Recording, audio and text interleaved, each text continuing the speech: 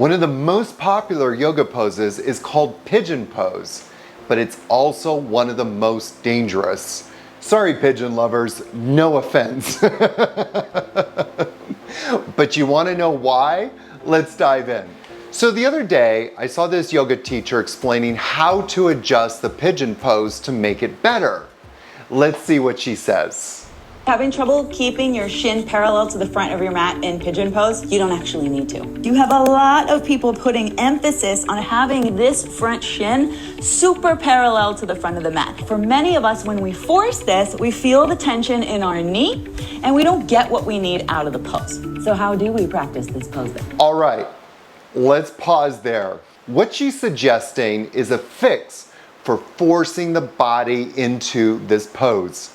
But let me be clear, anytime we stretch, we're forcing a muscle to do something it's not designed to do.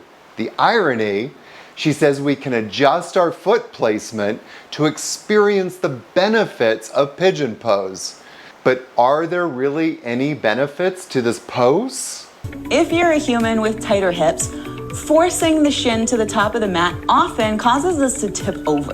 This pose is all about stretching the piriformis muscle, which is a tiny muscle in your lower butt, as well as the entire outer hip complex. The solution is to let go of forcing your shin to parallel and allow the foot to come closer to your groin. The goal is to stretch your outer hips and have it feel good. After watching this and hearing her explanation, it boils down to one thing. We do pigeon pose because it feels good. And that's a major issue in the yoga world today. Yoga teachers often say, do what feels good. But here's the thing. Just because something feels good doesn't mean that it's good for you. I mean, doing a line of cocaine might feel good, but that doesn't necessarily mean that you should do it. Or eating a carton of chocolate might feel good in the moment, but that doesn't necessarily mean that you should. The answer is obvious. So let's break down what's really happening in pigeon pose. What is your actual range of motion? So try this line on your back. You pull your knee into your chest using your muscles, not your hands, as much as you can, and then bring your ankle towards the opposite shoulder, obviously without using your hands.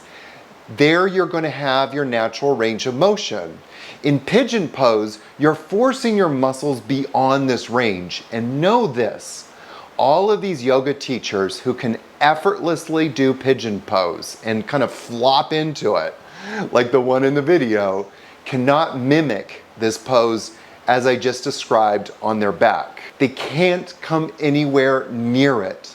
The only way that they can is by forcing the muscles to do what they're not meant to do.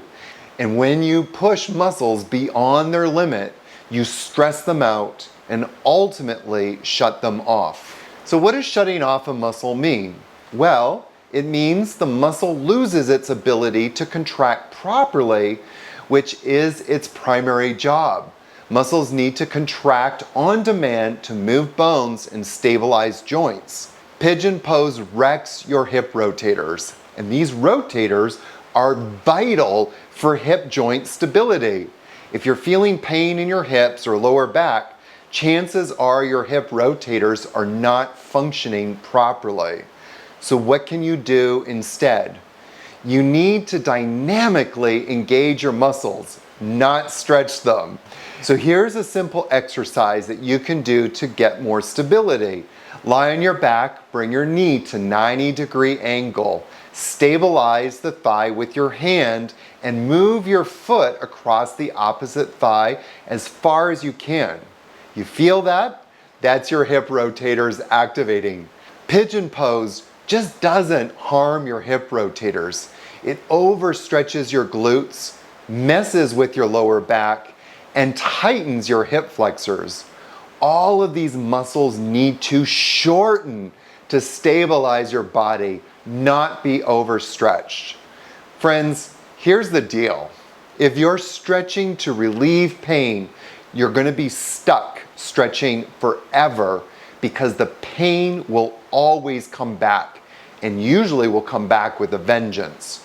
Stretching just stresses muscles out and more weakens their function. But if you want to live pain-free, you need to improve your muscle function. And that function is contraction.